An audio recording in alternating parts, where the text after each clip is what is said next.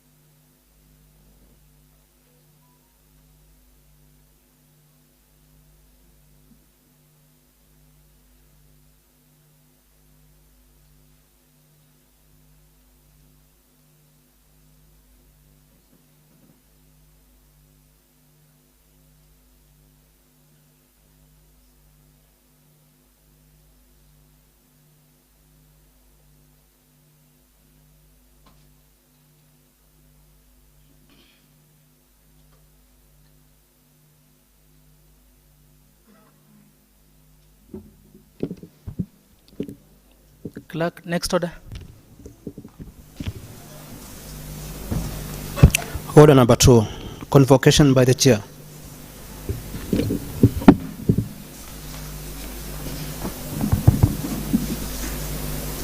Honorable members, allow me issue a communication from the chair as relates to the state of the county address by His Excellency the Governor, Dr. Julius Malombe,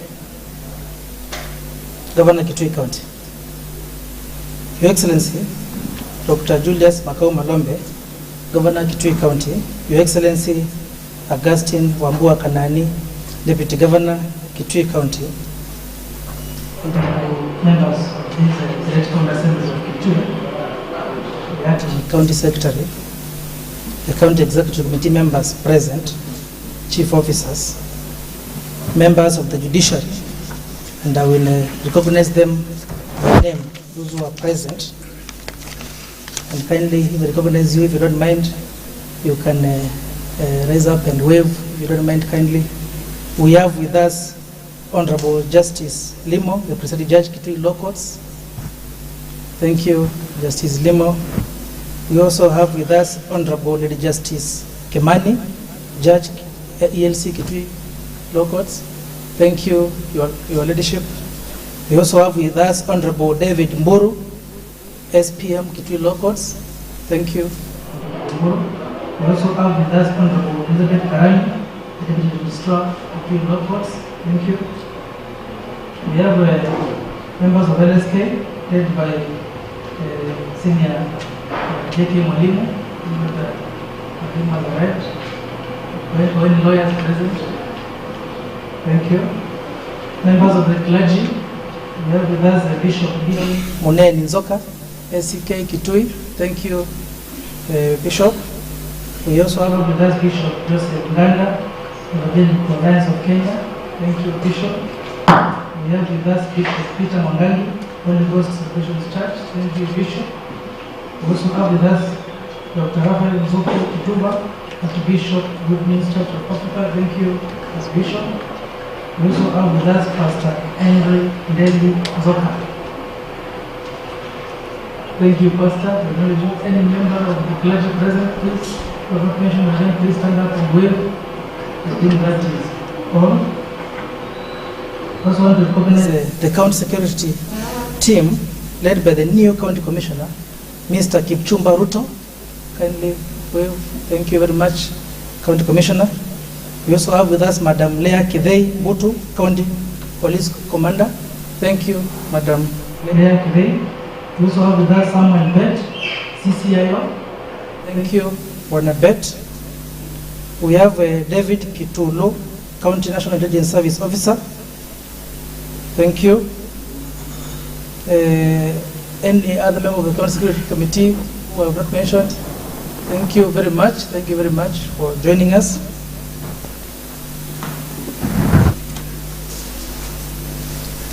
And all the other guests, Your Excellency, but I took an opportunity to invite all your CCMs personally. I also invited all the chief officers. I also invited the members of the County Public Service Board. Let me start with the CCMs. CCMs present, please. You may wave. CCMs present. Thank you very much. CCMs present by the Constable. Please, Constable. I can see you. You can raise up and wave. Chief officers present. You are the chief officers present. Thank you very much. I think almost 90% of them are here. The chair, County Public Service Board, and the board members. Thank you very much. I also invited the members of the Task Force. I don't know where they are. I saw Mutueke somewhere. I can see them. Thank you very much. We also invited our two municipal managers. We have Job Muisio and Alex. Thank you very much. Allow me also to recognize our two external board members, Robin Zambi Joseph. Please raise up and wave. Mr. Wilson Mwange Musioka, external board member. Thank you very much. And everybody else whom we invited. Thank you very much for honoring our invite and for coming to be with us as we host our government. Excellent government, allow me to issue this short communication before I invite you, because today is your day. It gives me great pleasure to welcome you all to this sitting of the third session of this assembly. You all reckon that this day is indeed of great importance to us. Today's sitting is informed by the Kitui County Assembly Study Party number 18, which says that the governor shall address a special sitting of the assembly once every year and may address the assembly at any other time within the convenience of the county assembly. Your Excellency, this assembly eagerly anticipates your address, marking the second of such occasion since the inception of this third assembly. Your willingness to engage with us underscores the pivotal role this assembly plays in your agenda of the Kitui Promise, and that you are ready to continue working with us in order to realize the gains of devolution. We are indeed honored to host you once again. Your Excellency, being approximately a year and a half since the inception of your administration, it is an opportune time to reflect on the direction, progress, challenges, and achievements we have collectively encountered. County Assembly of Kitui, like other assemblies across the Republic, has not been devoid of its own experiences so far. We have encountered numerous challenges, for instance, lack of proper facilities and structures, inadequate office space for committees and employees, and inadequate funds. Your government will be held accountable for its commitment to implementing the Constitution and other policies, including the Kitui County Integrated Development Plan 2022-2027, which serves as the blueprint for sustainable development. The Assembly stands ready to support the effective implementation of these policies and plans. My clear call for the Executive and the Assembly to continue collaborating and being the glue that holds the great people of Kitui together, to constantly work on long-term cohesion, and to see that the marginalized and the poorest of the poor in our society can see hope in our governance. Your Excellency, I want to assure you that this County Assembly shall continue working together with you in mutual respect and cooperation with the County Executive. We trust that your government will continue to accord the necessary support to the County Assembly, and I assure you we will do the same without compromising on our roles.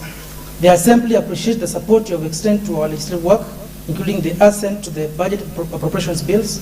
We are committed to finalizing the pending matters such as the Kitui County River Basins, Sand Utilization Policy and Bill 2023, and I urge the relevant committees to expedite their consideration of these legislations for tabling in the Assembly as discussed and agreed during our joint engagement in Mutomo as from 6th to 8th February 2024. Your Excellency, I appeal for your support in addressing critical infrastructure needs of the Assembly. As earlier mentioned, the Assembly lacks adequate facilities and structures which are key in aiding the realization of our mandate. I call upon your support and cooperation in achieving this. And Your Excellency, allow me to talk of the script and also say that this day, being actually what many people call Valentine's Day, and is a day which you chose to come and address the county government of Kitui, is symbolic that you love the people of Kitui County who overwhelmingly voted for you. And also the same people overwhelmingly voted for the MCS whom we have here. So we are grateful that you chose this day to come and address our people. The honorable members are very happy to host you, as you have seen since when you arrived. And I am sure, Your Excellency, your time in this assembly precincts will be of value to our people. Allow me, Your Excellency, to recognize the assembly leadership who will say a word on behalf of the other members of the county assembly to welcome you. I'll start with the Honorable Leader, Honorable Majority Leader, and then we proceed. So 1 minute or two at most. Welcome His Excellency the Governor and also our invited guest, Honorable Alex Nganga. Well, thank you, Mr. Speaker, sir. Mr. Speaker, my colleague members, Your Excellency, the Governor of Kitui County, your accompanying members of the county executive, the speakers, invited guests. My name is Honorable Alex Nganga, MCA representing Miambani Ward here in Kitui County, and also the minority leader of the county assembly, in other words, the leader of the alternative government.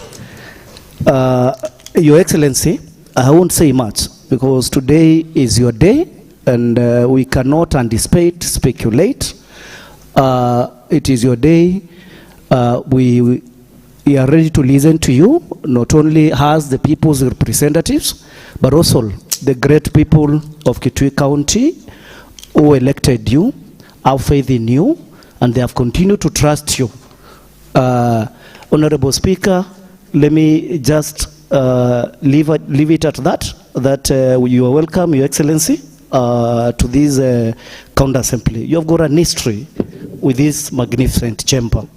Indeed, it was your first big project in terms of infrastructure, housing infrastructure in Kitui County Assembly. You remember the chamber was done when you were the governor, and it still remains the most beautiful, magnificent of all the 47 county assembly chambers. Your Excellency, welcome to address your people. Thank you, Honorable Speakers. Thank you, Minority Leader. Honorable Majority Leader.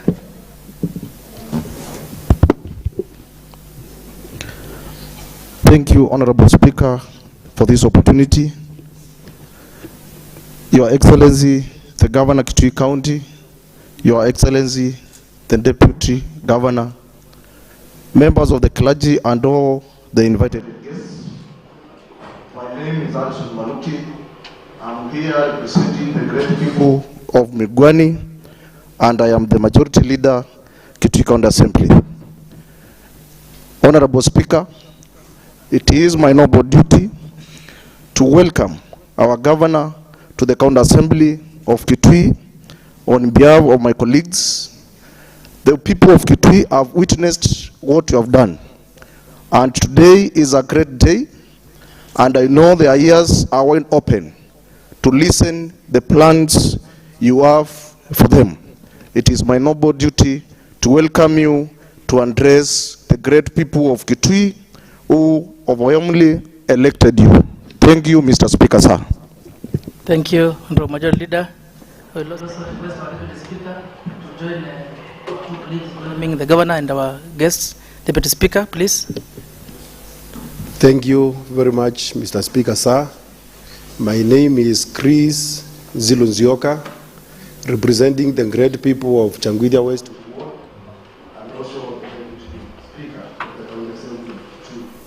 Your Excellency, I don't have much to say. Mine is to welcome you. You are the CEO of the county government of Kitui, which is comprised of the executive and the county assembly. Today is an historical day because I know the whole of Kitui County is at standstill as people are eagerly waiting to hear from you, to hear what has been done, what is being done, and what will be done. So, Your Excellency, karibu sana as you address your people, the people of Kitui County. Welcome. Thank you very much, members. I know you are eager to listen to our governor. Governor, allow me, I had actually forgotten to introduce our Deputy Governor. Our Deputy Governor, please stand and wave. That is our Deputy Governor, His Excellency Augustine Wambua Kanani. Thank you, Your Excellency, for also joining us. I sort of forgotten to mention some few friends who are my competitors in the speakership. We have Honorable Kialomoli, Dr. Kialomoli, who is the patron of our Southern clan. You can see he's fully, the county commissioner was saying that he's like a king, King Mswati. Thank you, Kialomoli. I think I saw the former immediate MCF of Kanyangiwa. I think I saw him. Thank you very much. Thank you very much. Gatola is here. Yeah, so thank you very much, all of us and members of the public who I'm sure are also with us, those following the social media. I know we are live in Aviani FM and several other media houses, because this is a very great day for the people of Kitui County. So, Your Excellency, without much ado, allow me, honorable members, to welcome our Governor, His Excellency Dr. Julius Malombe, to address the County Assembly. Your Excellency, karibu sana. Allow me, Your Excellency, just please, is a protocol. I can see clerk is...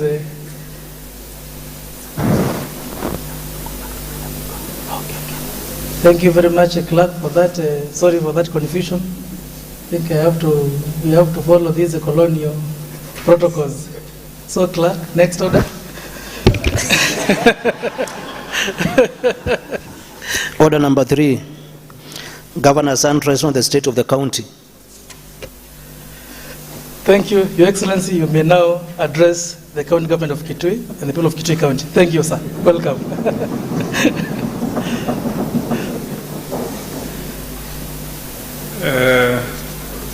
The Speaker of the County Assembly of Kitui, honorable members of the County Assembly, the great people of Kitui, distinguished guests, ladies and gentlemen.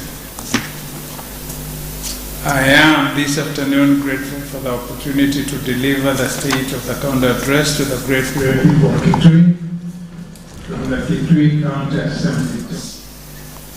My address will focus on 3 areas. Firstly, a recap on the state of the county when we took over after our election in August 2022. Secondly, I will outline the key achievements of my government since I assumed office in August 2022 to date, and this development achieved underscores the priorities that we undertook to deliver in our election manifesto, which we refer as the Kitui Promise, as well as the Kitui County Integrated Development Plan, CIDP 2023 to 2027. Finally, I will briefly state what we plan to accomplish going forward and conclude with a rallying call for us all to keep our eyes on the ball. Honorable Speaker and honorable members, when I addressed this August House on 11th October 2022 during the opening of the 3rd Kitui County Assembly, I observed that the great people of Kitui were looking upon us to offer solutions to the myriad of challenges that they faced.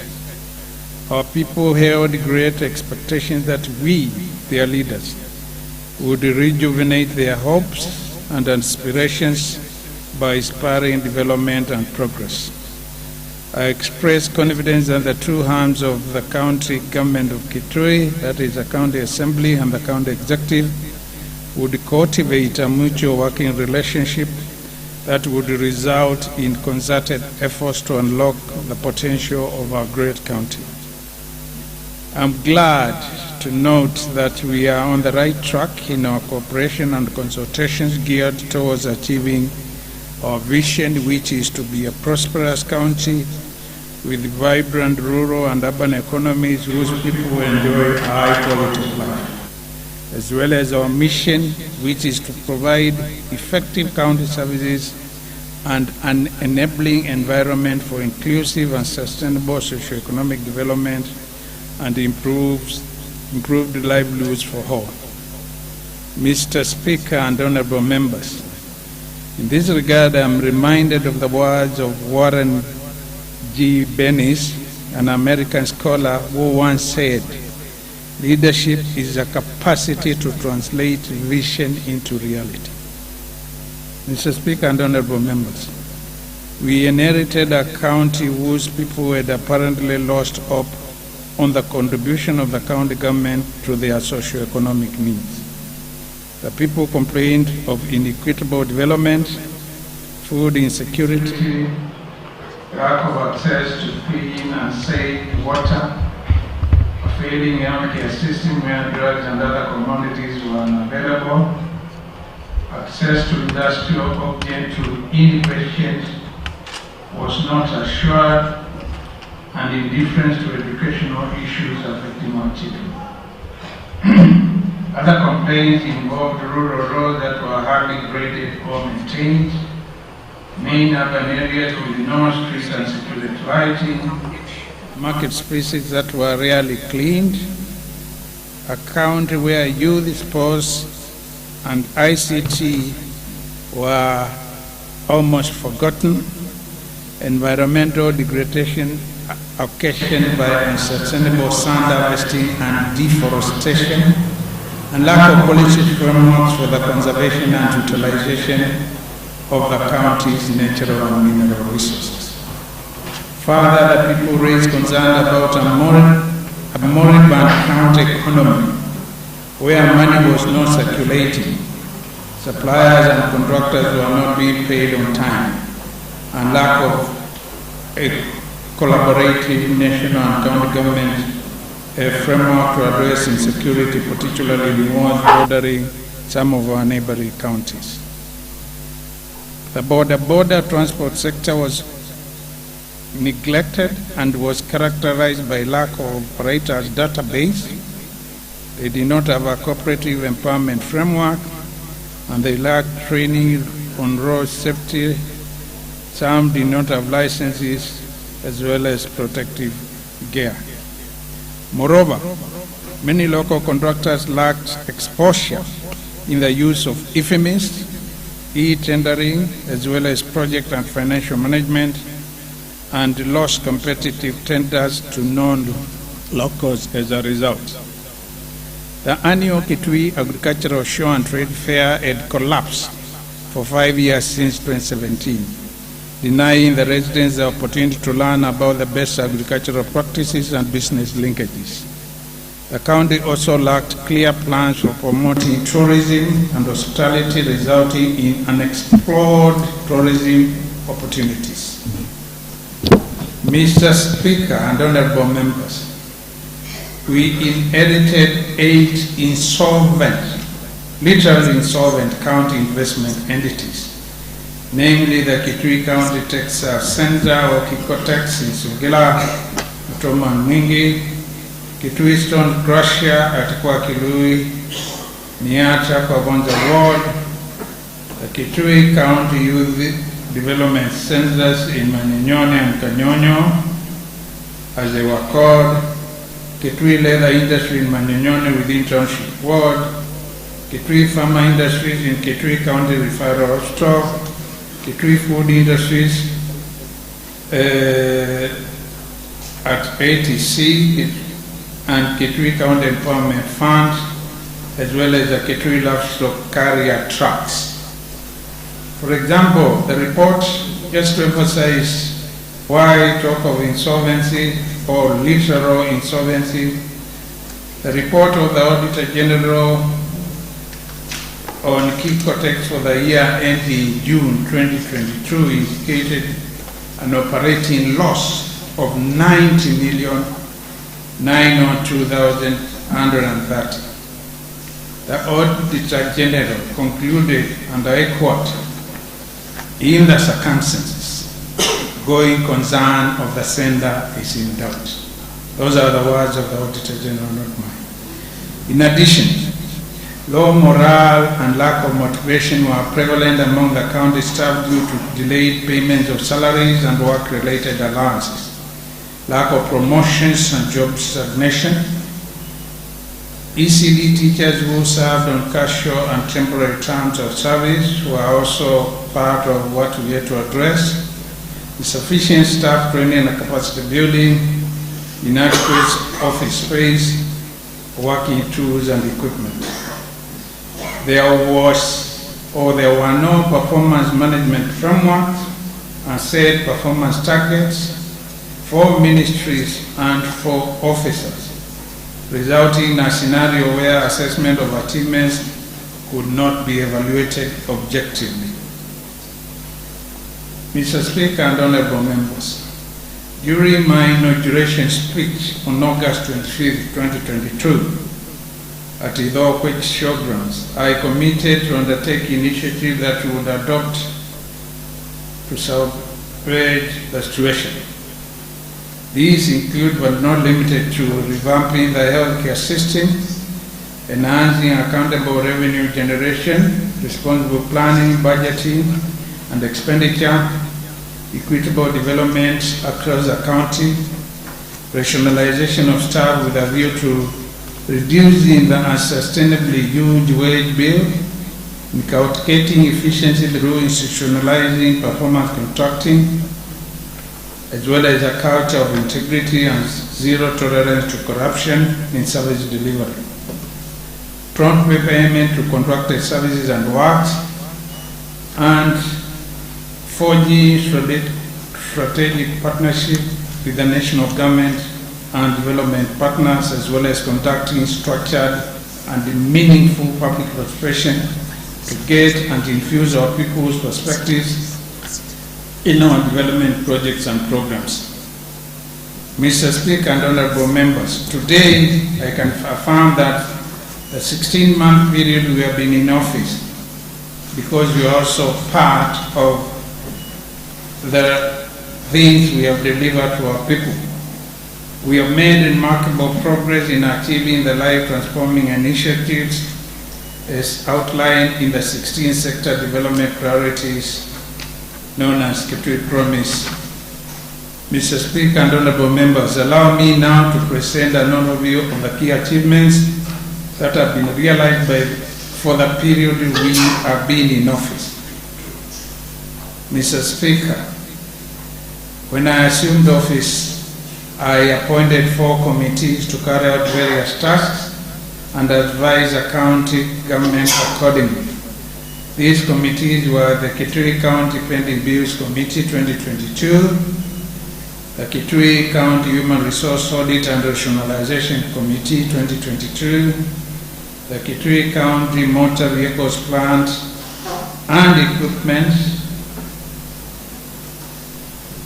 Committee 2022, and the Kitui County Sand Harvesting and Management Task Force 2023.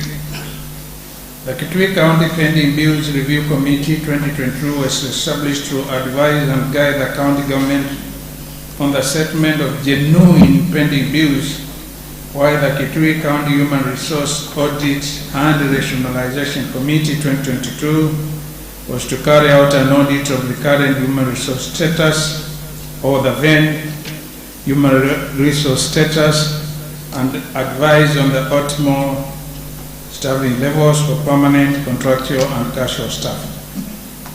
The Kitui County Government Motor Vehicles Plant and Evaluation Committee, on the other hand, was to establish the county government's current number and location of motor vehicles, plant and equipment in the county ministries and departments, and to advise on their mechanical conditions, their serviceability, and those the county government should dispose in line with the Public Procurement and Asset Disposal Act of 2015. Finally, the Kitui County Sand Harvesting and Management Task Force 2023 was to review and evaluate the current sand harvesting and management practices, including public participation, transportation, revenue collection, and the environmental matters, and to develop drafts for both the Kitui County sand harvesting management policy and bill.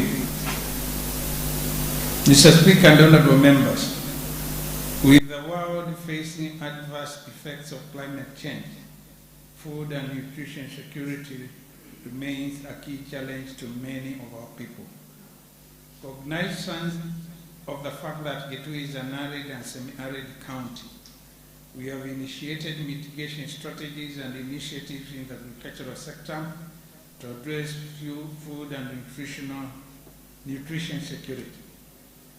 Agriculture generates 87% of our rural household incomes. And we have indicated the source of that statement. In our efforts to support agriculture, the county government has facilitated 84,137 smallholder farmers across the 40 wards, with 168.3 metric tons of assorted certified drought-tolerant crops, with an estimated yield of 14,400 metric tons. And we have also supported 524 livestock farmers in all the 40 wards, with 3.23 metric tons of assorted certified pasture seeds to improve livestock feeds, and vaccinated, and we have also vaccinated 186,298 animals, benefiting 16,774 farmers across the 40 wards. Additionally, we have supported 2,261 horticultural farmers across the county with 0.35 metric tons of assorted certified seeds, with an estimated yield of 912 metric tons for increased production. In furthering our commitment to disseminate appropriate agricultural technologies to our farmers, we have successfully reached 214,055 farmers with various messages on the information and tools they need to improve food production. Because food can be grown by farmers, the county itself cannot produce food for its people directly. Mr. Speaker and honorable members, in a collaboration with the national government, we carried out a comprehensive farmer profiling in the county and generated a database of 229,076 farmers in all the 40 wards,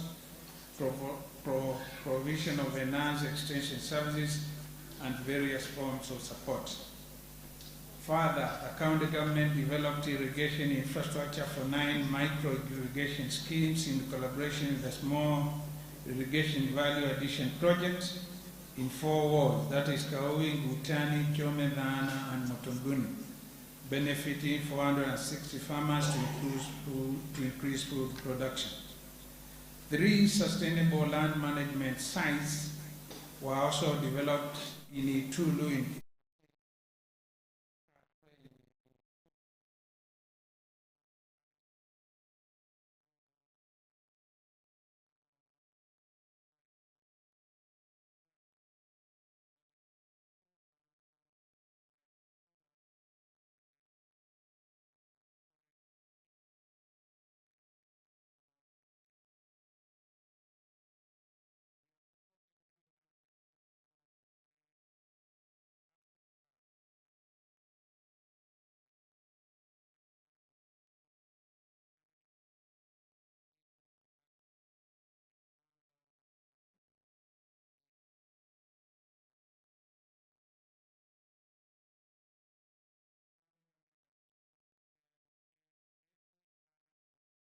machinery and 18 farm tractors to provide subsidized plowing subsidy to 646 farmers across the county.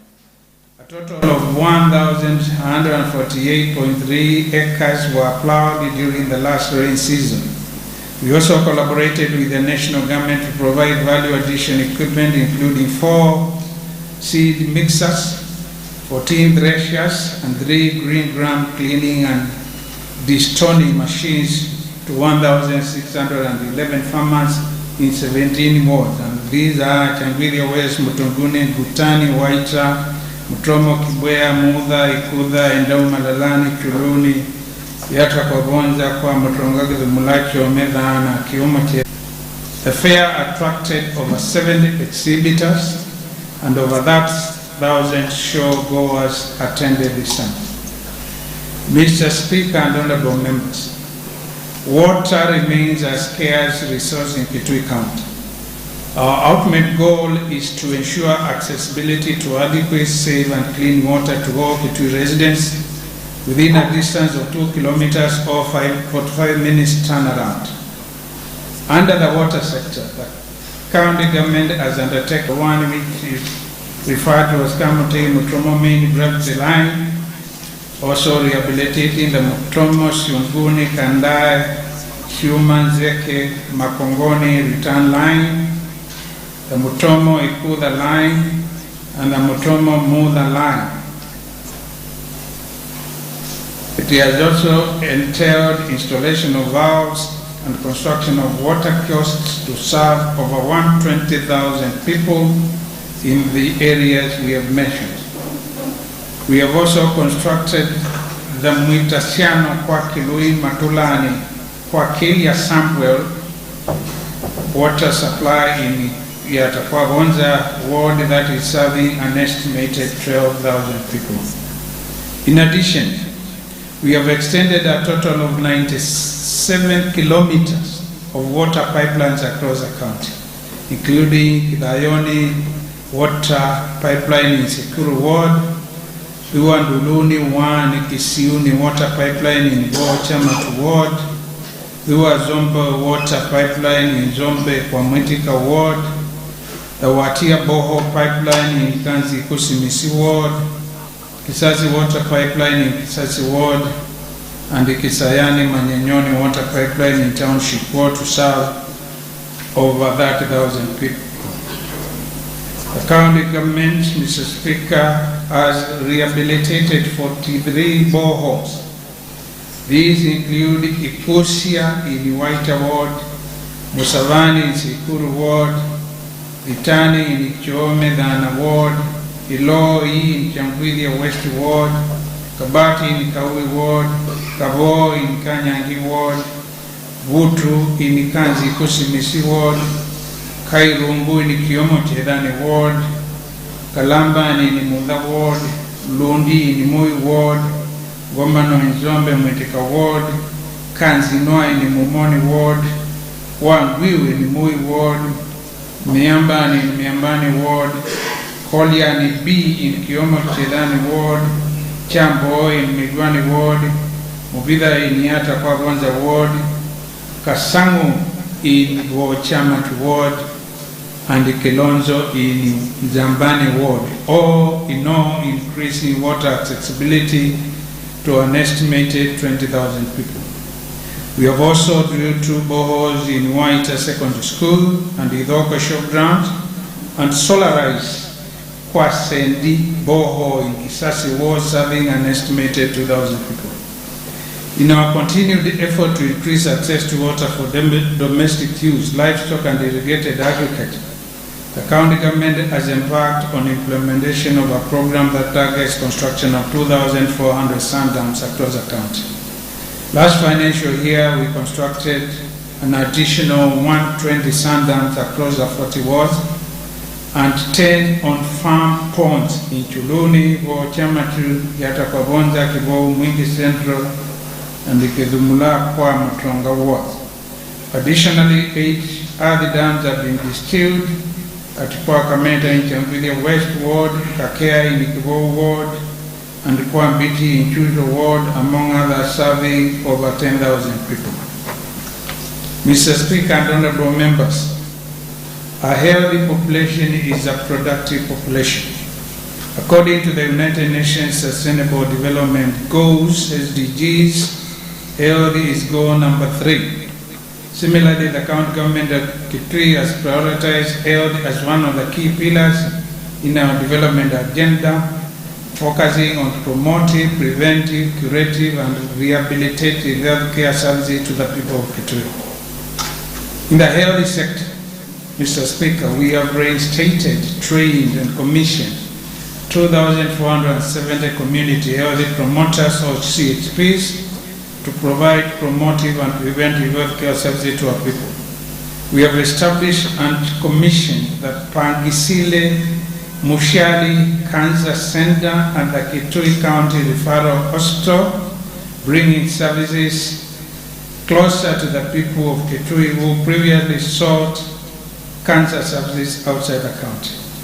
To reduce maternal and child mortality cases, we have completed and renovated stored maternity units in various health facilities such as Chusos County Hospital, Ikanga, Guni, and Malalani health centers. We also established 3 newborn units at Ikanga, Ikuda, and Sikuru sub-county hospitals, increasing the number to 7. This has reduced infant mortality rates from 47 to 21 per 1,000 live births. We operationalized Mutoma sub-county hospitals maternal and child health unit to serve 12,549 people and constructed 2 wards, a female and male ward in Yata Health Center in Yata Kwagonza Ward to enhance curative healthcare services. In order to offer affordable and reliable diagnostic services to our people, we reinstated the computed tomography and CT scan services at the Kitui County Referral Hospital, which had remained in operational for almost more than a year. To improve the supply of oxygen in our facilities, Mr. Speaker, in partnership with USAID, we installed and commissioned an oxygen plant, including 300 gas cylinders at the Mwingi Level 4 store, serving 58,493 people within Mwingi and the adjoining areas. We have installed oxygen piping in essential sections at the Kitui County Referral Hospital to serve 67,242. The essential sections there refer to wards. At the Kitui County Referral Hospital, we have operationalized 2 intensive care unit ICU beds and the High Dependence Unit HDU bed for critical care services and fully operationalized a new outpatient block to decongest the whole block, thus increasing efficiency in service delivery at the county referral hospital. To ensure uninterrupted provision of healthcare services in our hospitals, regular restocking of pharmaceuticals and non-pharmaceuticals has been enhanced through timely procurement and supply of medical commodities. The county government has also repaired and operationalized 8 ambulances and 2 utility vehicles to effectively respond to emergency cases and save lives.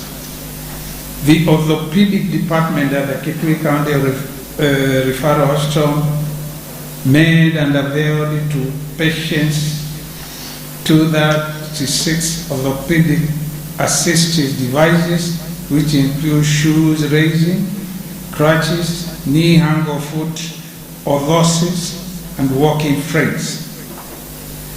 Mr. Speaker and honorable members, on education, we remain faithful to our clarion call, Kisomo no Cho. An educated society is an empowered society.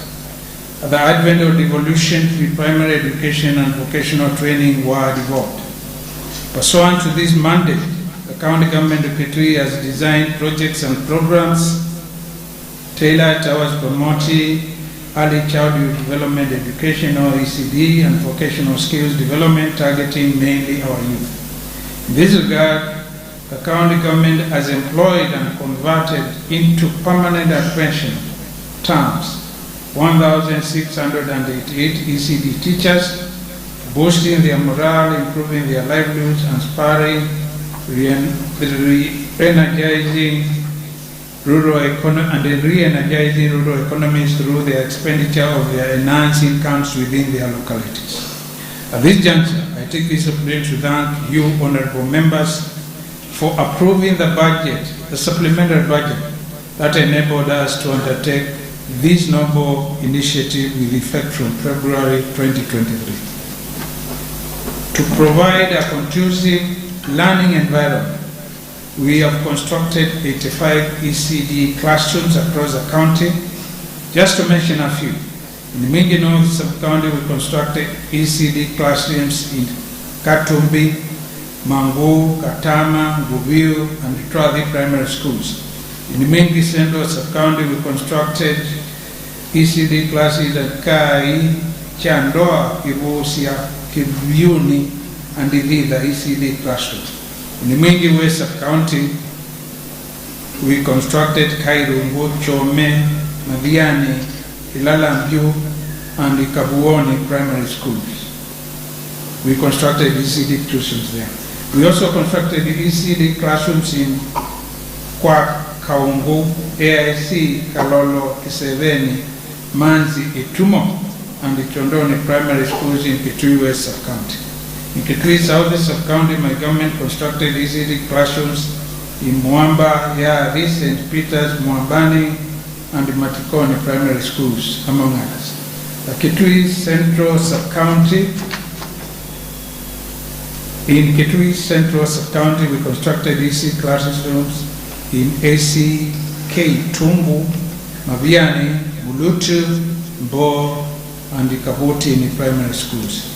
We have also constructed ECD classrooms in Kitama, Chenze, Bananga, Masoka, and the Ulungu primary schools in Kitui Rural Sub-County. Further, we constructed ECD classrooms in Kiongwe and Kalalani primary schools in Kitui Southeast, among others.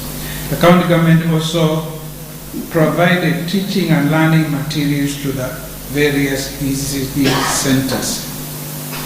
Mr. Speaker, we further established a new vocational training center at Mwakini Katodia in Yata for once award and completed the Stored Information Communication Technology ICT workshop at Mutompuni VTC, as well as a twin workshop on toilet blocks at Show VTC in Endau Malalani Ward. Mr. Speaker and honorable members, I now turn to our urban development interventions. Mr. Speaker, urban areas have always been centers of development and growth, often leading a nation into progress. Urbanization in Kitui is an onward or upward trajectory as people continue to migrate to our fast-growing urban centers in search of business and employment opportunities, resulting to growth in urban population. This in turn leading to changing land use, economic activity, and culture. Effective urban planning, therefore, ensures these opportunities are created and catered for in our towns and creates a brighter future, a healthier and conducive environment for the communities who live in them. To ensure sustainable urban development in our towns, the county government has upgraded to bitumen standards the 500-meter St. Ursula to Ngutu Girls High School in local Showground Road and constructed paved walkways and stormwater drainage channels. In addition, we have constructed paved walkways and drainage channels from Catholic Church Cathedral to Maguna Supermarket and Kalundu Trading Center, from Kalundu Market entrance to Riverside Hotel within Kitui Municipality. To enhance road connectivity within our urban centers, we created the 2.2-kilometer Agricultural Mechanization Services, or MS, Southeastern Kenya University, Manyenyoni Majengo Road in Kitui Municipality, and Beth El Academy,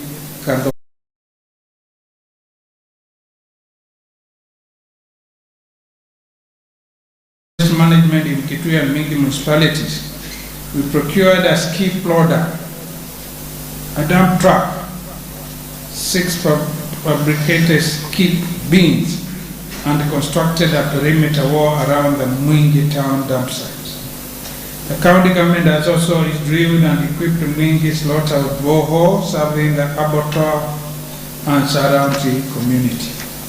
Further, to enhance security and spur a 24-hour economy in our county, we installed, repaired, and maintained street lights in Kitui and Mingi municipalities and other upcoming urban areas across the county. In particular, Mutomo, Kanyangi, Kabati, Nuhu, Tulia, Ikudha, Chuso, and Kakonko, among others.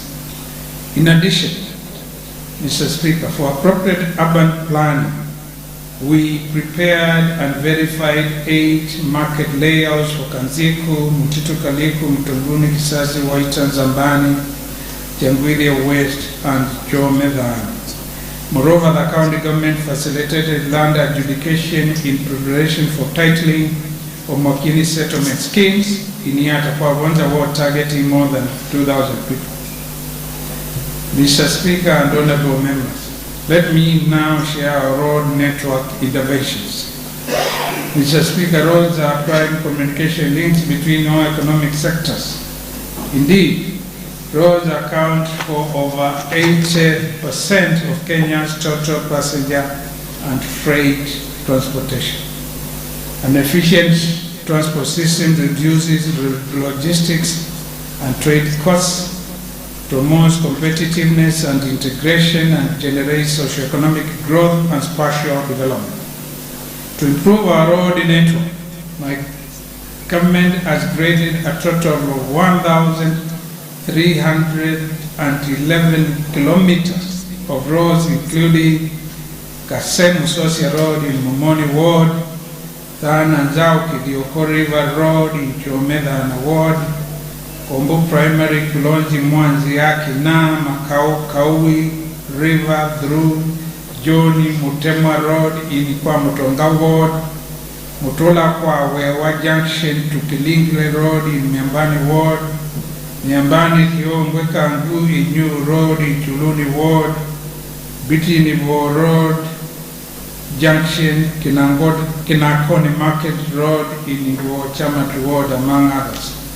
We have also opened and widened a total of 192.6 kilometers of roads, including Karangeni, Kayengia, Dhangani Road in the Raka Ward, Membao, Bakoni, Yolomuni Road in Ali Ward, Kanyongonyo, Kangu Road in Kanyangi Ward, and Kwa Chenza Kithomenziani through Ngegwa River, Kunikila Primary School in Matinyani Ward, among others, and gravelled 6.8 kilometers of roads across Kitui, including Inyu Chango Junction Road, transversing Sombe Mitika Ward, Chamatu, and Chuluni wards, besides maintaining 3.8 kilometers of paved roads.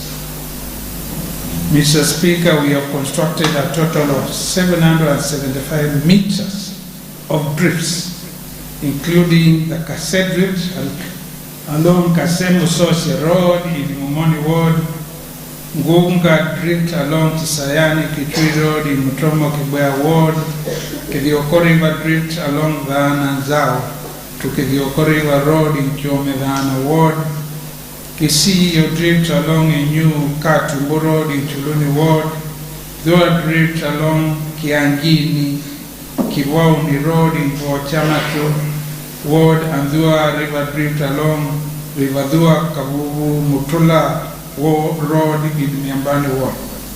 In addition, we have built a total of 3,151 meters of concrete slabs along Mutula Kilingile Road in Miambani Ward, Kama and Mukungo Itiko Road in Mutitu Kaliku and Chuluni wards, and at Museve Shrine along Kitui Museve Miambani Road, among others.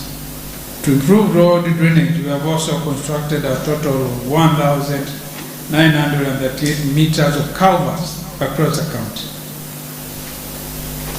Mr. Speaker, to enhance the skills and capacity of our contractors in public procurement processes and to give them a competitive aid in tendering and contract management, the county government of Kitui collaborated with the National Construction Authority or NCA to train and capacity build 4,000 contractors from all the 40 wards.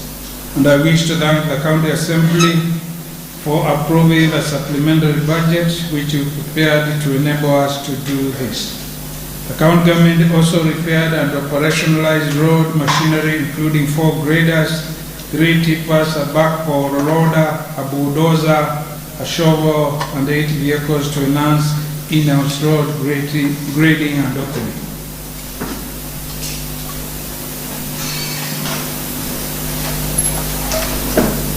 Mr. Speaker and honorable members, employing over 20,000 youth in Kitui, the border sector is one of the fastest growing sectors in the county. The county government has rolled out programs aimed at streamlining and strengthening the sector through formation of proper regulations and the capacity building frameworks in order to harness its huge potential for the benefit of residents. We have mapped border operators and sensitized them on the road safety and the need to form at least one savings and credit society or circle in each of the 40 wards. Mr. Speaker and honorable members, let me now turn to trade. Trade and investments are powerful agents that drive economic growth and reduce poverty. To spark Kitui's economic growth and to operationalize the county's 6 economic and investment zones, we have undertaken various initiatives geared towards guaranteeing traders and investors an enabling business environment. Some of these initiatives include the reinstatement of the Kitui Agricultural Show and Trade Fair, as observed earlier, and the initiation of the review of the Kitui Vision for Economic and Social Transformation, or KIVEST 1, and the development of KIVEST 2 as a result of that review. The county government has also linked and exposed various micro, small, and medium enterprises to international and local markets through forums and events like the 3rd Kenya International Investment Conference 2023 held in Nairobi, and the Biennial Devolution Conference 2023, which was held in Eldoret, was in Gishu County. During the devolution conference, for example, the Kitui stand was showcased. The Kitui stand that showcased products by 6 exhibitors facilitated by the county was ranked the 2nd best overall stand. The ranking was based on innovation, the 2023 devolution conference theme, interpretation, and the quality of products and services displayed. Mr. Speaker and honorable members, micro, small, and medium enterprises, or MSMEs, create jobs in rural and urban areas of the county, enabling many people to access economic opportunities they would otherwise not have. To facilitate economic growth in Kitui, the county government has continued to support MSMEs through construction of 7 market shares at Katoria, in Yatra kwa Kwanza Ward, Wi Mlango Ward, Kamande in Chuluni, Dananzao in Kiomedana Ward, Tibanzo in Chuzo Ward, Kalamba Muyo in Moni Ward, and the Maliku in Kesas Ward. To boost trade and promote a 24-hour economy in our county, we have installed solar security lights in various market centers across the county, such as Dilini in Mutomo Kibwe Ward, Kitoa in Kanyangi Ward, Maliku in Kasasi Ward, Siongila in Township Ward, Chandoa in Waita Ward, and Ilundi in Mui Ward. Mr. Speaker, in order to empower and expose the youth in business innovations, we implemented the Plug Mtaani Vijana to Invest program in a collaboration with the national government, where 200 youths participated and 135 were shortlisted to compete. Mr. Speaker and honorable members, cooperative societies serve common interests of people for mutual benefit. They promote members' interests and their socio-economic welfare. To support formation and strengthening of cooperative societies in various sectors, we facilitated registration of 61 new cooperative societies across the county. They include, and the reason why I'm giving all these examples is so that our people don't hear a number of things which have been done and they ask from wherever they are, where is that? So that's the reason why I'm giving these examples of where things have been done. So in the case of cooperatives, the 61 they include, and I will not mention all of them, the Gishu Farmers Cooperative, Utuwema, Haidi Farmers, Madhima Livestock Marketing, Visoka and Farmers, Kikopo Poultry Producer and Marketing, as well as Zomwita Farmers Cooperative Society. We also trained 9,762 cooperators on governance of cooperative societies and conducted an audit on 66 cooperative societies for compliance. Mr. Speaker and honorable members, Kitui is a potential tourist and hospitality destination in Kenya. Our county holds an assortment of tourist attractions, among them the Tsavo East National Park, South Kitui Game Reserve, the mystical Nzambani Rock, the scenic Iko Valley, Mumoni Hills, Kora National Park, and the Mutomo Reptile Park. To tap into the tourism sector's huge economic potential, we sensitized and trained 200 Kitui youth in November 2023 on tourism opportunities, including tourism circuits, hospitality, and tour guiding. This was done in collaboration with the Kenya Tourism Board, or KTB, and the Kenya Utalii College. We also solarized Kalalani Game Rangers Camp Boho in the South Kitui Game Reserve. Mr. Speaker and honorable members, women are the backbone of families and communities. The youth, on the other hand, are the future of our nation. People with disabilities are able differently. To foster an inclusive society whose women, youth, and persons with disabilities are socially, economically, and politically empowered, the county government has trained and sensitized 160 women groups, 400 youth, and 40 persons with disabilities groups on access to government procurement of opportunities or AGPO across the 8 sub-counties. To enhance sports and nurture talents, the county government of Kitui has renovated and upgraded the Kitui Stadium to increase the capacity to host 5,000 people and upgraded 6 playgrounds, including Wotu Secondary School in Kanzi Kusimisi Ward, Mukamendi Primary School in Kisasi Ward, Idumula Primary School in Kuluni Ward, Yumbe Primary School in Waita Ward, and the Katuka Primary School in Mumoni Ward, among others, to benefit over 15,000 youth. In addition, we have issued assorted sports equipment and kits to benefit an estimated 5,000 youth across the 40 wards. We have facilitated participation of a basketball team in the Kenya Youth Inter-County Sports Association, or CHISA in short, games. A total of 22 players participated in the CHISA games, out of which 3 were scouted for training other Kenya Academy of Sports.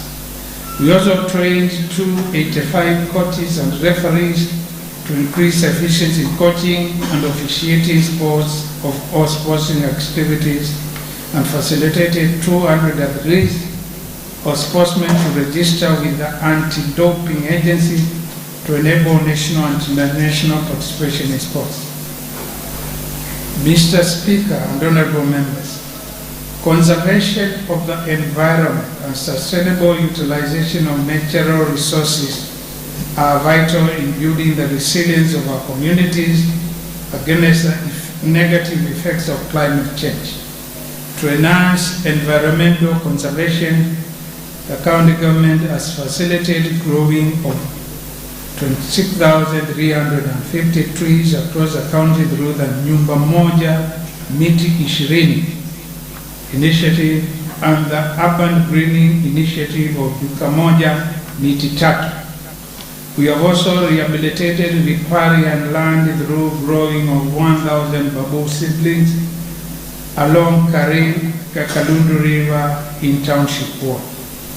To conserve our river basins and to streamline sustainable harvesting of sand in our rivers, we developed the Kitui County River Basin Sand Utilization and Conservation Policy and Bill, which are before this Honorable House for consideration. Once enacted, the legislation will set out guidelines for sustainable sand utilization, emphasizing on the protection and conservation of our river basins. With regard to mining, we have conducted a geological assessment and mapping of mineral resources in the Raka and Sikuru wards in Mingino. Assessment has unveiled substantial copper deposits within the Raka ward. We have further established and gazetted the Kitui County Artisanal Mining Committee in collaboration with the State Department of Mining.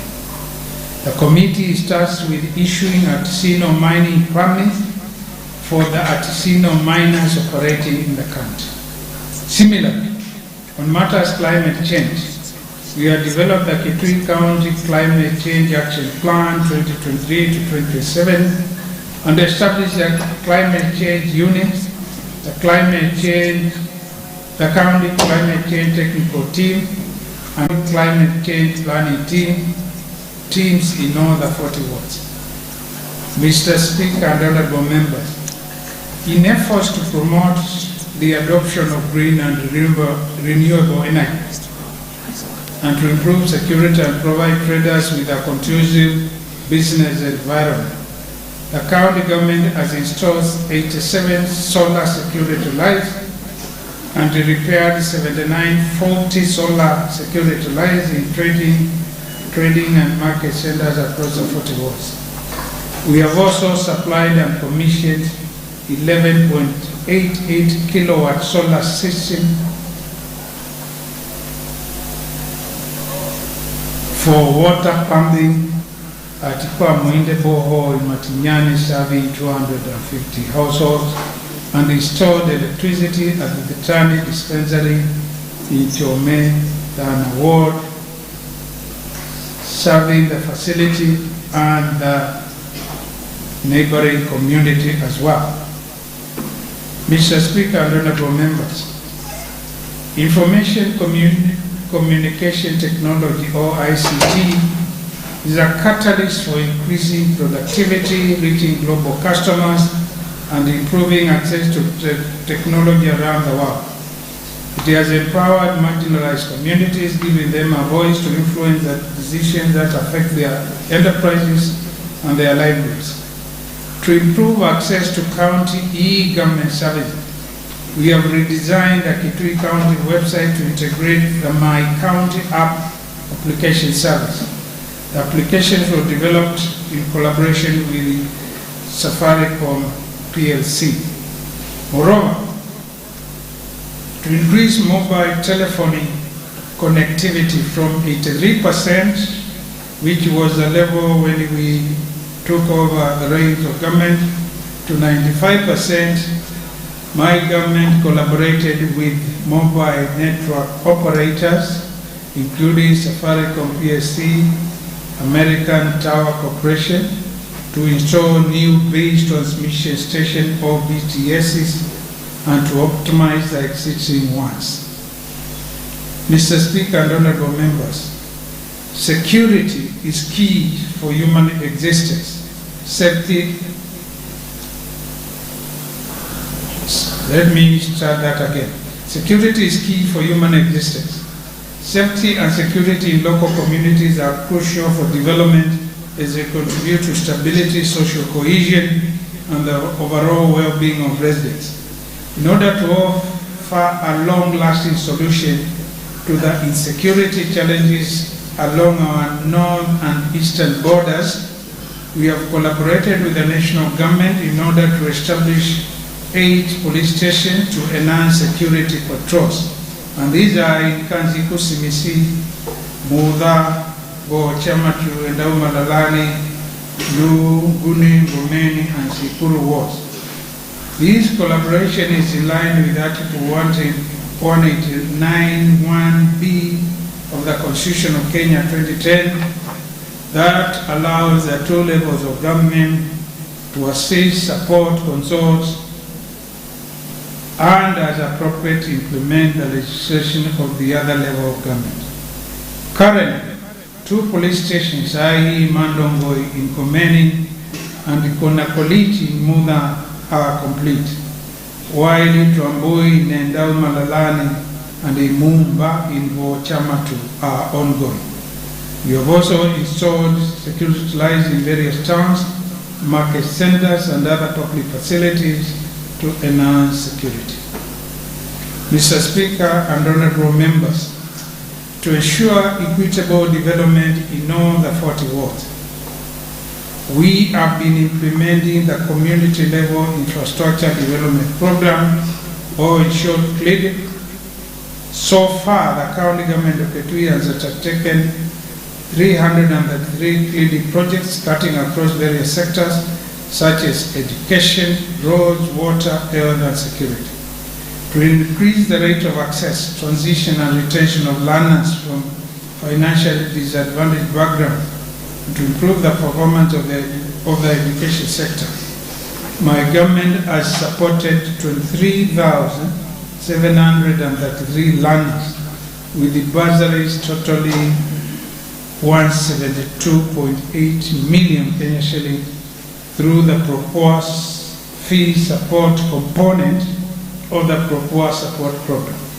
It is important for this honorable House and the great people of Kitui to know that my government increased the program's budgetary allocation.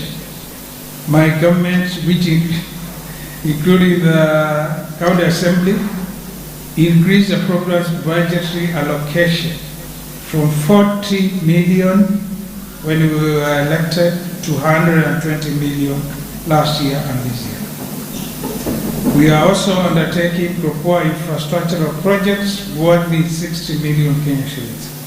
These include construction of a 2-floor administration block at Matinyani Secondary School, which admits students from all over the county and beyond, a dining hall at Tiva VTC, a 4-door pit latrine at Moi VTC, and completion of 8 stored classrooms at Iriani VTC. Mr. Speaker and honorable members, on payment of pending bills, and guided by the Public Finance Management Act, or PFM Regulations 2015 for counties, Section 41, subsection 2, which requires that debt service payments be a first charge of the county revenue fund. The county government has paid out 901 million Kenya shillings and 46,920 out of a total of 1,431,226,7 bills approved by the pending bills review committee, which we set up in 2022. My government's committed to clear the eligible and paid bills totaling to 530,179,087 in this financial year and subsequent financial years. On resource revenue, The county government recorded an above target revenue performance after exceeding the fiscal year target of 420 million and where we collected Kenya shillings 464 billion during the 2022-2023 financial year. This is the first time the county has surpassed its target since the onset of devolution. The stellar performance is a result of aggressive revenue collection and the enhancement of related strategies, including the enforcement of the use of the automated county revenue collection system, staff training and retooling, performance-based contracting, and resource allocation for optimal employee performance. Kitui was ranked, Mr. Speaker, Kitui was ranked by the Office of the Controller of Budget as the best overall county nationally in achieving the highest performance in raising our own revenue at 84% beyond their target during FY 2022-2023. In fulfillment of Section 108, Subsection 1 of the County Government Act 2012, we prepared and launched the Kitui County Integrated Development Plan, or CIDP 2027, although here is 17, 2023 to 2027, a 5-year development blueprint which is a 5-year development blueprint capturing the aspirations and priorities of Kitui citizens, which the county government of Kitui will strive to progressively implement up to year 2027. On budget absorption, the approved county budget for the 2022-2023 financial year was 12,360,052, comprising 70% recurrent, which is 8.6 billion, and 30% development, which is 3.6 billion. Total expenditure for the year ending 30th June 2023 amounted to 10.3 billion, representing gross absorption of 84.1%, up from 82.95% in 2021-2022 financial year. And this was due to disbursement of all monthly equitable share for our county as well as other counties by the National Treasury. Concerning procurement, we have put in place mechanisms to adhere to access to government procurement opportunities, requirements by ensuring 30% of all county procurement are reserved for youth, women, and people with disabilities. Mr. Speaker, on personal emoluments, the county government has put in place measures for timely processing of staff salaries and remittance of all statutory obligations and commitments. We have also established a county budget and economic forum as provided in Section 137 of the Public Finance Management Act, and their purpose is to work with the county executive on matters related to budgeting and economic affairs. Mr. Speaker and honorable members, what gets measured gets done.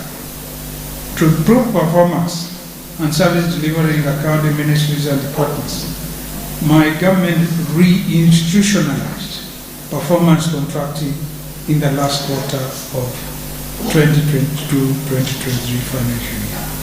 And we have seen the results of performance contracting. Mr. Speaker and honorable members, let me now turn to strategic partnerships and collaboration, which is an aspect when a governor like myself is delivering a county state of address needs to tell both the members of the county assembly as well as the people the sort of partnerships and collaborations that government has entered in order to promote development. To enable our people to reap maximum benefits as far as development is concerned, we resolve to work closely with the national government and other development partners so as to deliver transformative and sustainable development. The county government of Kitui, in collaboration with the Water Sector Trust Fund, is implementing 2 large water projects as a result. These are Ilimukuyu Dam Water Supply Scheme in Endau Malalan Ward in Kitui Sub-County, and the Chuso Rock Catchment Water Supply Scheme, which is Chuso Town, Mwingi North Sub-County. That's an example of the fruits of such collaboration. The Ilimukuyu Dam Water Supply Scheme is designed to provide water for 17,971 people and 54,237 acres of livestock. Further, the project will support small-scale household-level irrigated agriculture, thus promoting food security, while the Chuso Raw Catchment Water Supply Scheme will supply water to 16,120 persons in Chuso and its environs. This will be a transformational model of providing high-quality water harnessed from rainfall through raw catchment. Mr. Speaker, on water companies, the Kitui Water and Sanitation Company, Kituwasco, and the Kiampere Mwingi Water and Sanitation Company, Kimwasco, are supported by the county government of Kitui to pay the high electricity bills incurred through pumping water from Masinga and Kiampere dams. This is mainly because their tariffs are subsidized. The companies are, however, in the process of reviewing their tariffs, which were reviewed in 2011.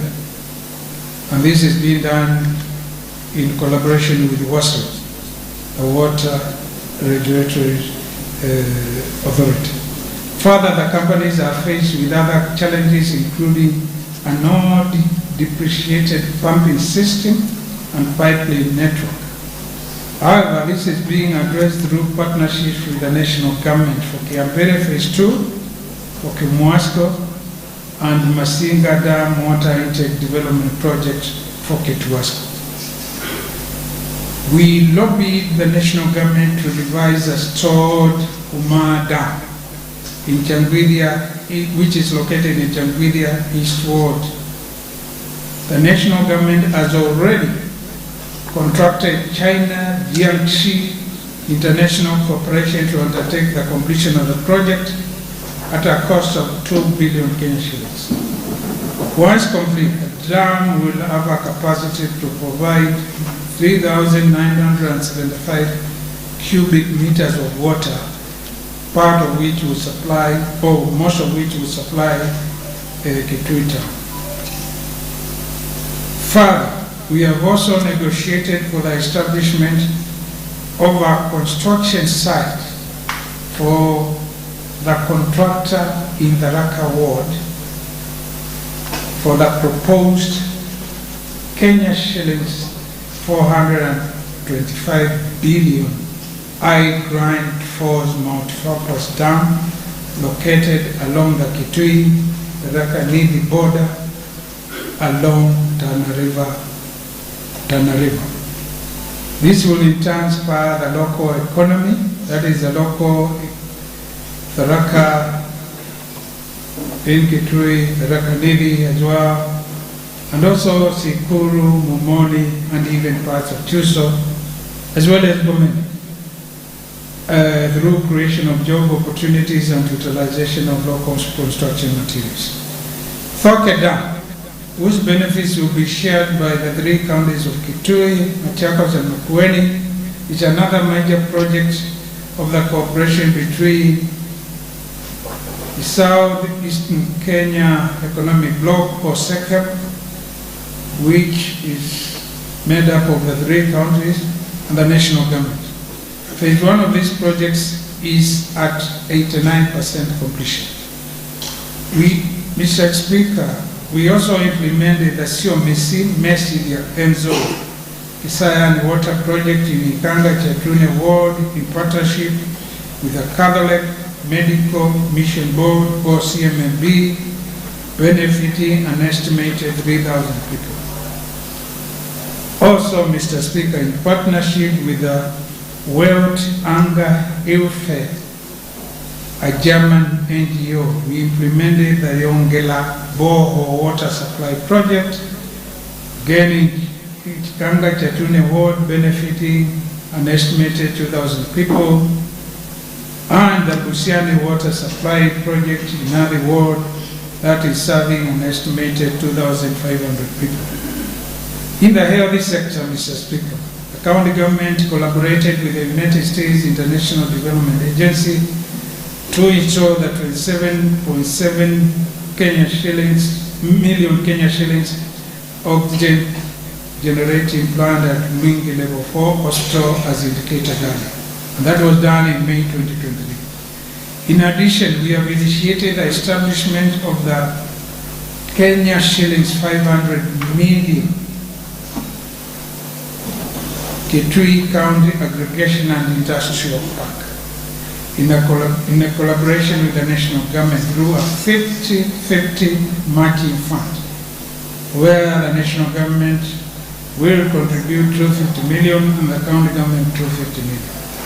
A KIPES facility to be established at Kanyonyo along the Thika Mingi Garissa Highway will serve as a hub for collection, sorting, grading, cleaning, processing, and packaging of agricultural products with a strong emphasis on value addition. And this will be a game changer in terms of job creation and wealth generation. Moreover, the county government, in collaboration with development partners, has prioritized 5 key value chains, namely green grass, mango, sorghum, tomatoes, and local poultry, to promote agribusiness.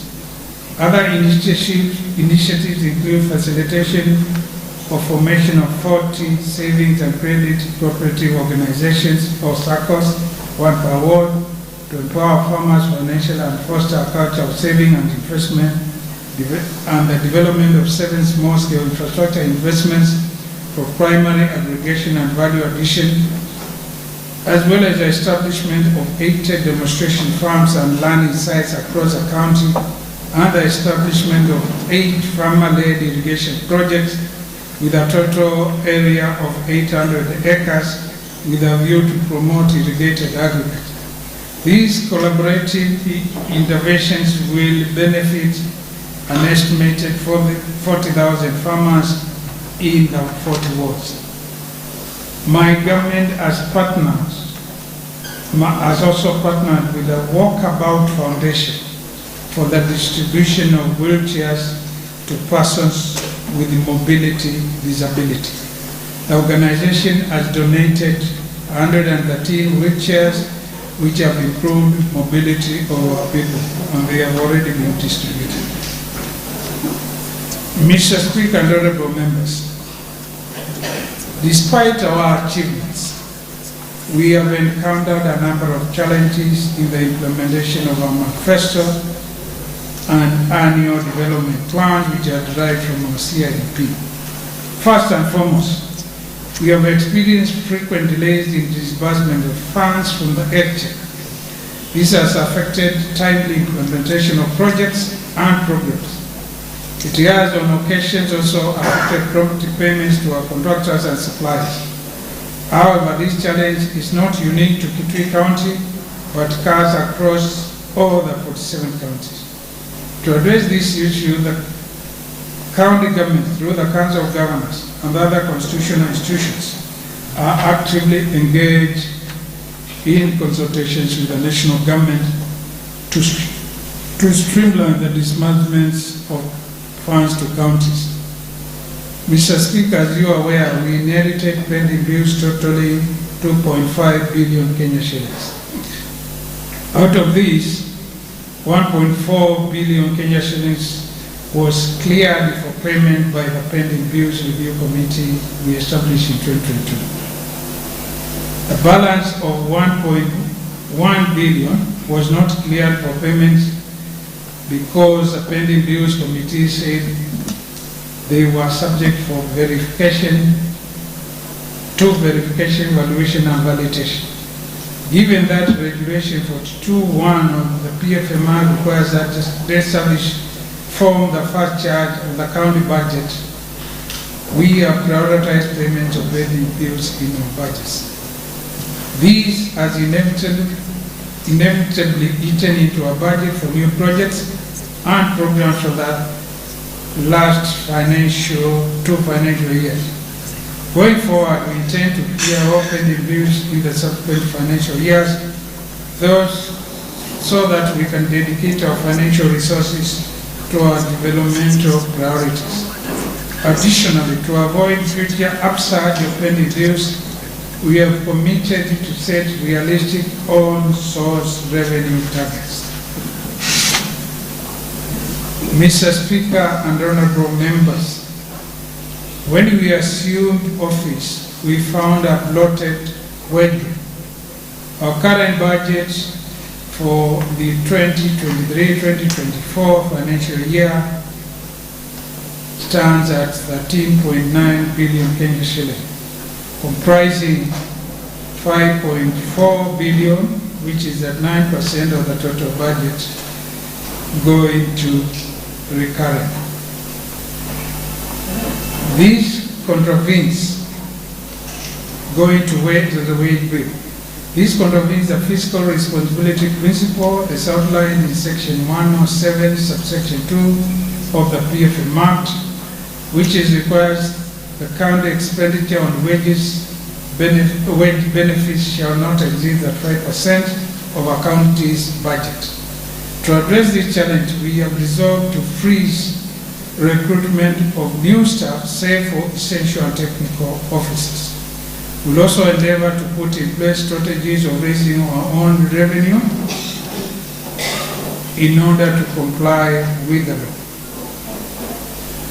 With regard to future plans, Mr. Speaker and honorable members, my government will continue to focus on the implementation of key projects and programs aimed at transforming the livelihoods of our people. For example, in the agricultural sector, we plan to intensify training and support our farmers in adopting modern farming techniques through recruitment of more agricultural extension officers and animal health assistants. In addition, we will improve and modernize the Kitui Agricultural Training Center, or ATC, transforming it into a hub of learning and innovation by improving the demonstration farms, conference and accommodation facilities. We will also construct a borehole at the STC facility to enhance access to water. Additionally, Mr. Speaker, we will continue to offer subsidized tractor plowing services and repair the remaining 40 for 22 farm tractors, ensuring that all the 40 farm tractors are operational to serve over 10,000 farmers annually. In our efforts to enhance access to clean and safe water for our people, my government will going forward construct 8 samples, and I think the contracts for these 8, one for each sub-county, are just about to be awarded. And this will serve an average of 40,000 people, and we will also solarize 20 boreholes across the county through use of solar power as opposed to diesel-powered water pumping systems to increase efficiency and cut down on operation costs. We'll also drill more boreholes in suitable size with the high water yield across Kitui. And we will construct at least 100 cubic meters more dams in various wards. as indicated in our manifesto.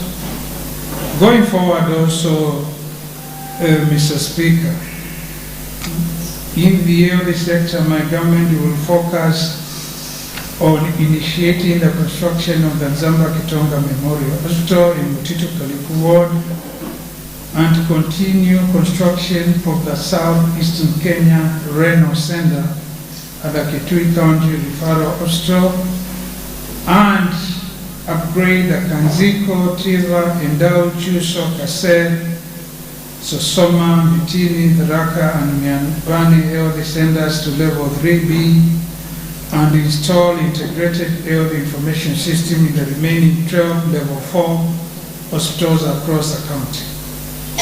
Mr. Speaker, other projects in the health sector will include, going forward, construction of a general theatre and a kitchen at Chuso Sub-County Hospital, completion and operationalization of a kitchen at Migwani Sub-County Hospital, completion of the stored female ward at Mwingi Level 4 Hospital, and completion of Mutomo Health Center's outpatient department block. Mr. Speaker, concerning our dispensaries, we plan to construct and operationalize Katumbi, Wate, Gatoroni, and I'm sure members know where all these are. Katumbi is in the Sikuru, Wate is in the Kuda, Gatoroni is in the Raka, Kilimu, Kimela, you know, is in Komeni, Mutani, Uono, Mutani, Katuyu, Mukauni, Kangon, Zunguni, Kasano, Kadidhu is in Chatune, Kanga Chatune, Fida is in Kivo, Kamanyi, Tuvani, Kwasonge, Musobo, Dua, Kimangao, and the Masaba dispensaries. We will also complete and equip the Kitui County Rifano and Mwingi Level 4 hospitals mortuaries and purchase 2 coolers for Chuso Sub-County Hospital mortuary. Mr. Speaker and honorable members, my government will equip and operationalize 13 completed maternity units in Chuso Sub-County Hospital, Malalani, Yanzu, Nyambani, Guni, and Kauma Health Centers, as well as Tiva and Daumui, Koni, Itongolani, Kiseuni, and Katilini dispensaries. In addition, we will purchase medical equipment for rehabilitation departments at the Kitui County Referral Hospital, the Mwingi Level 4 Hospital, Ikuda, Migwani, Kanyangi, Moticho, Chusho, and Kaui Sub-County Hospitals for occupational therapy and physiotherapy. With respect to the education sectors, going forward, my government will continue to increase funds allocated to the Propua Fee Support Program, including enhancement of the infrastructure component of the program in order to improve the learning environment through construction of more modern ECD classrooms and provision of teaching and learning materials. In regard to vocational training and skills development, we will continue to improve our existing vocational training centers and capacity building VTC instructors in line with the competence-based educational training and curriculum development assessment and certification council guidelines, among other initiatives. In our efforts to improve urban infrastructure, we will upgrade to bitumen standards of urban roads within Chusiani and Migwani towns through the Dustless program, install and maintain integrated solar energy street lights and IMAS floodlights in the various upcoming urban centers, construct stormwater drainage channels in Zombe, Migwani, Mutomo, and Kwabonza urban areas, and construct capital paved pedestrian walkways in Migwani, Kwabonza, Mutomo, and Kabati towns. In the road sector going forward, my government will, under the in-house grading program, grade a total of 1,600 kilometers of the county roads. That is 40 kilometers in every ward, and will also open 280 kilometers of roads across the county under what we refer to as a dosing program. We'll also tarmac the 1.4 kilometer ATC set Kitui campus to bypass road and install street lights for the same. Further, my government will continue to periodically rehabilitate and maintain all our roads, as well as construct drifts, concrete slabs, covers, repair potholes, surface resealing, and graveling, among other works.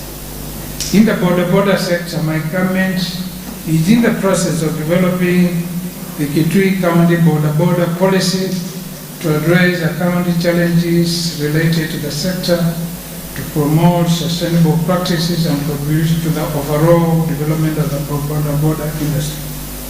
In addition, we will train 2,000 border riders, 50 from each ward, during this financial year, and facilitate issuance of smart driving licenses and 2,000 pieces of safety riding gears by the end of this financial year. Border operators will also be sensitized on road safety and proper use of personal protective equipment, e.g. helmets and reflector jackets. Further, to ensure that border riders work in a conducive environment, free from adverse environmental conditions like direct sunlight, rain and wind, my government will construct 40 border sheds, one in each ward. To boost trade and investment, Mr. Speaker, in our county, my government, in collaboration with the national government, will complete and brand the Kitui County Aggregation and Industrial Park, which will be popularized through the planned October 2024 investor conference, which we will be having later this year. In our efforts to strengthen the cooperative society sector, Mr. Speaker, my government will facilitate registration of 20 new cooperatives, propose to build 85 cooperative societies, revive 20 dormant cooperatives, and encourage bodies of 60 cooperative societies. Mr. Speaker, my government has acquired a 7-acre land for construction of stadia at Kivu in White Awards, because near the border in Mwingi Central, as well as another 7-acre land at Chowani in Kitui South. We will also roll out the Kazi kwa Vijana program, Mr. Speaker, in order to boost youth employment and wealth creation across the county next financial year and the year after. In tourism and hospitality, Mr. Speaker, my government will strive going forward to promote the county tourism circuit that has already been developed but not really popularized and marketed as required. And this circuit connects the beach tourism and the coastal region to the wildlife tourism at the Kitui South Kitui Game Reserve, which lies within the Savo Conservation Area, taking advantage of the tarmacked Kibwezi, Mutomo, Kitui, Migwani road that connects to Mwingi, Sikuru, and eventually to the Mount Kenya Tourism Circuit via Mwingi National Reserve, which borders Meru National Park. We'll also seek, Mr. Speaker, to rehabilitate both South Kitui and Mwingi Game Reserve, as well as enhance wildlife conservation through establishing conservancies in conjunction with the Kenya Wildlife Services, and we have developed a memorandum of understanding for that. We'll also complete and operationalize Mutomo Reptile Park in collaboration with the National Museum of Kenya and the Kenya Wildlife Service. The Reptile Park features a display of various species of snakes and other reptiles. The site will also serve as a center for research, breeding, and snake venom harvesting. In addition, Mr. Speaker, we will organize 3 tourism hospitality stakeholders forum to sensitize and train them on investment and quality services. We'll also embark on marketing of key touristic attraction sites, including Ho Valley, Seve Shrines, Abanero, Yanzuro Retreat Center, and important bird areas of Morning and Motito Hills. On environment, Mr. Speaker, we plan to grow trees in hills, markets and riverine areas, and to establish wild tree growing nurseries, rehabilitate New and Motito catchment ecosystems, and capacity build world climate change planning teams and regional operations at the Kitui town dump sites. On energy, Mr. Speaker, we will undertake rural electrification of institutions by utilizing existing high voltage infrastructure for maximization of electricity connectivity to 20 institutions and 1,000 households. This will be done through installation of transformers and low voltage lines in partnership with the Rural Electrification and the Renewable Energy Corporation, or in short, REREC, and Kenya Power. We will continue to install and maintain solar security lights in upcoming markets, centers, and all the 40 wards. On minerals, Mr. Speaker, we will construct and equip one central mineral value addition and gemology laboratory to enhance marketability of counter minerals and gemstones. On security, Mr. Speaker, we will construct, going forward, the 4 remaining police stations comprising administration block, OCS quarters, deputy OCS quarters, junior staff quarters, chain link fencing and gate, pit latrine and solar lighting in the Kanziko CBC, Noam, Gune, and Sikuru wards. Mr. Speaker, my government will gradually increase funding of CLIDIP to ensure equitable distribution of priority projects across the 247 county villages and 40 wards.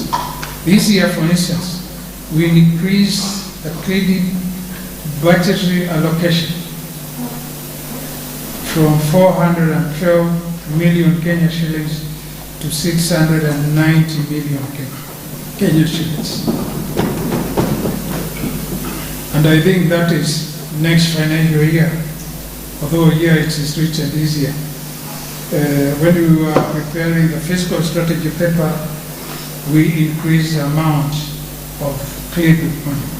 To boost the morale and performance of our county staff, we will endeavor to institute measures aimed at capacity building and training, budgeting, and timely promotion of deserving officers. We have already promoted 363 county staff, and we intend to promote those county staff are in the health sector, most of them, and we intend to promote county specialists, medical doctors, pharmacists, and dentists by 1st April 2024. We are also in the process of addressing any backlog of staff stagnation across all other county ministries and departments. Further, we intend to construct two floor office blocks to provide more office space for our staff in the next financial year. And in this regard, we wish to thank the County Assembly for approving money, specifically 15 million Kenya shillings, to facilitate the construction of offices for the County Public Service Board, who since 2013 have been operating in an environment which is not conducive to the work. And the contract, I think, by end of this month or late early next month should be able to be let out. Mr. Speaker, on the county investment entities, we mentioned earlier, we have constituted an internal team to reassess the ability of these entities. These are the Kikotex, the crusher, etc., and advise accordingly. And that team is supposed to present a report to the next cabinet meeting or county executive meeting, which will take place in a week's time. Mr. Speaker, owing to the unsustainability of such ventures, the county executive committee or the cabinet has a resolve that going forward, the county government of Kitui will not engage in commercial business. Our role, as captured in our mission, is to provide an enabling environment for investors, local and non-local, but not to compete with the citizens in the provision of goods and services. We are focused, Mr. Speaker, and committed to ensure that by the end of the calendar year of our term, every citizen, let me repeat that, we are focused and committed, Mr. Speaker, to ensure that by the end of our term, that is 2027, every citizen of this county will have experienced tangible development in all sectors, may it be in health, roads, water, education, agriculture, trade, cooperatives, energy, urban development, among others, which will change their lives. Every citizen, that's our promise. Mr. Speaker and honorable members, in conclusion, let me thank you for the steadfast unity and cooperation you have exhibited as we endeavor to deliver quality and timely services to our people. The responsibility of delivering development to the people of Kitui is squarely on the shoulders of both the county executive and the county assembly. The former U.S. President Henry Ford said, and I quote, "Keeping together is progress, working together is success."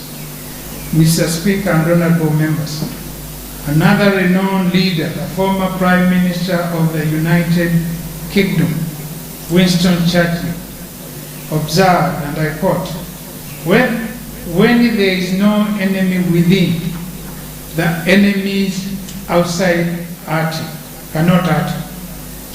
Let me repeat that. Winston Churchill was very famous. And I quote, when there is no enemy within, the enemies outside cannot hurt. We must remain united and focused in our journey to deliver our pledges to the great people of Kitui. We should not allow detractors to derail our efforts to meet the development needs of our people. I need not, Mr. Speaker, belabor the point on the importance of pulling in one direction as a county government of Kitui, which is a county assembly and the county executive. If there was a time the county executive and the county assembly ever needed cooperation and unity of purpose, then that moment is now. Even as members of Kitui County Assembly continue to play their key roles of legislation, representation and oversight, we should always bear in mind that those we represent are yearning for prosperity and development before anything else. This can only be achieved within an environment of consultation, cooperation, unity and cohesion. Therefore, in whatever we do, Mr. Speaker and members of the County Assembly, we should all strive to ensure that our people get their best bargain for the immense trust they bestowed upon us to lead them. We must and should not let them down. Mr. Speaker and honorable members, Lee Kuan Yew, the first Prime Minister of Singapore, who is credited with leading his country from the third to first world status, once said, "A nation is great not by size alone. It is the will, the cohesion, the stamina, the discipline of its people, and the quality of their leaders which ensure it an honorable place in history." These words of wisdom equally apply to our country. My great people of Kitui, I sincerely thank you for your continued support, for electing us, and for your continued support, goodwill, and patience as we strive to deliver what we promised in our campaign manifesto and our CIDP. Your steadfast trust in our commitment and ability to serve you has been a great motivation for us to work even harder to deliver quality services that improve the livelihoods and standards of living for you all. To quote American actress and songwriter Sabrina Brand, and I quote, "You can do anything as long as you have the passion, the drive, the focus, and the support." We have the passion, we have the drive, and we have the focus. But to deliver development, we need the undivided support of you all. Mr. Speaker and honorable members, elections were held in August 2022, and the people of Kitui exercised their democratic right by electing leaders of their choice. This is now time for service delivery, and therefore there is no room for premature politicking. In his final speech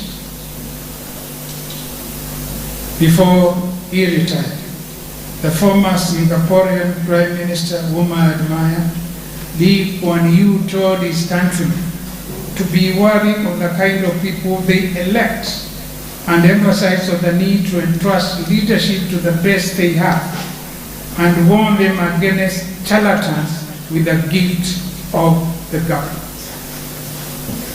In other words, don't.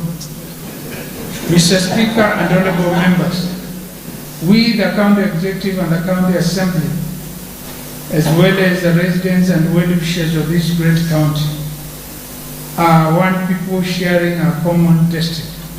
We must not squander this chance to make Kitui one of the most vibrant counties in Kenya.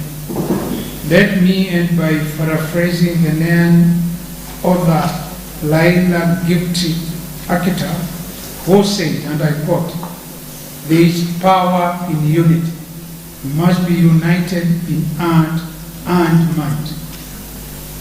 And I have one Kitui, one people. Thank you, Mr. Speaker and honorable members. God bless Kitui. God bless our nation, Kenya. And God bless you all.